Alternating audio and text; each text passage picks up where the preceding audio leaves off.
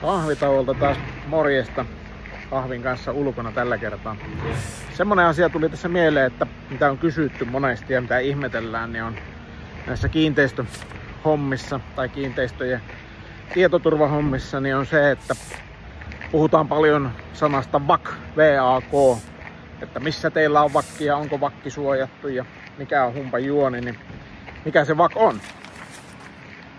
Se on vanha sana, joka tulee käsittääkseni, korjatkaa jos on väärässä, sanoista valvonta-alakeskus.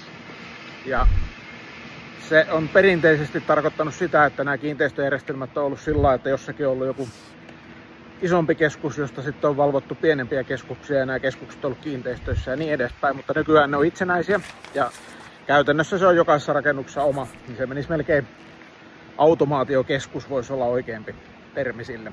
Ja se on siis se laite, mihin suurin osa näistä älylaitteista tai mittareista tai säätimistä keskitetään aina kiinteistöjen ratkaisuissa. Ja se on erityisen tärkeä suojata tietoturvalla. Joissain tapauksissa se on suojattukin jo, riippuen varmaan vähän valmistajasta ja mitenkä se on tehty, mutta nykypäivänä siellä rakennuksissa on paljon muutakin kuin pelkkä tämä vakki, eli siellä on paljon muitakin erilaisia ratkaisuja, mitkä pitäisi sitten suojata ja verkottaa. Jotenka, niin, VAK, valvonta-alakeskus. Kiitos.